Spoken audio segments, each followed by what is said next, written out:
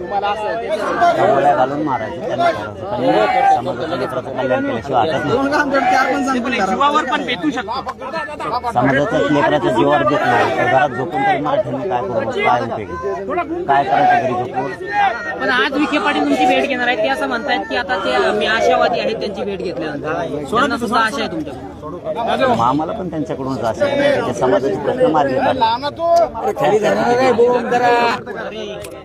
बरं काय वाटतं आज भेटीतून तोडगा निघेल?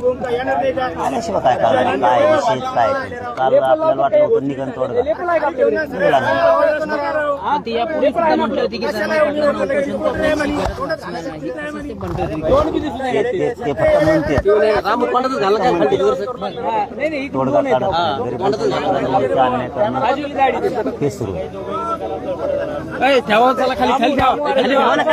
जास्त नको बोलायचा त्रास होतो मग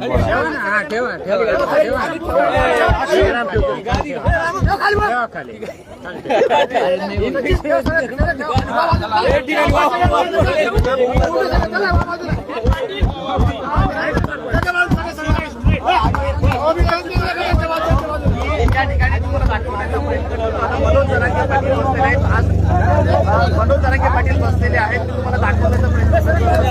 छत्रपती संभाजीनगरमध्ये सध्याचं जर आपण टेम्परेचर पाहिलं तर आता माझ्या हातामध्ये मोबाईल आहे. मोबाईलमध्ये जो टेम्परेचर दाखवला जातोय तो या ठिकाणी 32°C असा टेम्परेचर आहे. थोडंसं ढगाळ वातावरण आज दिसतंय, मात्र पुढे तो वाढत जाणार असल्याचं या ठिकाणी दिसतंय. त्यामुळे आता हा जो टेम्परेचर आहे, आता 10 वाजेचा हा टेम्परेचर तुम्ही पाहू शकता की सकाळच्या सत्रामध्ये एवढ्या प्रमाणात संभाजीनगरमध्ये आहे ना. तुम्ही पाहू शकता की प्रचंड उकाडा माझ्या चेहऱ्यावरून तुम्हाला जाणवत असेल किती उकाडा आहे. माझे संपूर्ण शहर तुम्ही शरीर पाहू शकता की कपडे देखील पाहू शकता की कशा पद्धतीने घामाने भरलेले आहे. मनोज जरांगे पाटील यांना देखील घामाच्या धारा लागलेल्या होत्या. त्यानंतर त्यांनी डोक्याला केशरी रंगाचा हा रुमाल बांधलेला आहे. प्रत्येकाच्या गळ्यामध्ये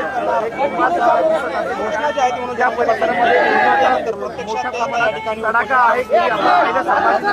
काय सांगाल, काय भूमिका आहे उपोषणाला बसलेले आहेत पाटील, काय सांगाल? आजपासून उपोषण सुरू करताय, पण अनोखं उपोषण कारण आतापर्यंत जे आहे ते उपोषण जे ते सावली झालेलं आहे. समाजाच्या लेकराचं मी का बसू, का ग बसू, मराठ्यांनी तरी का ग बसायचं, काय करायचं घरात झोपू. समाजाच्या लेकराचं कल्याण होणार आहे का? पक्षानंतर सत्तानंतर आपले लेकरं बाळ मोठे झाले, शिक्षित झाले. आपण घरात झोपलो तर आपल्या लेकराचे वाटले. मी नाही झोपू शकत, माझा मराठा समाज बी राज्यातला नाही झोपू शकत.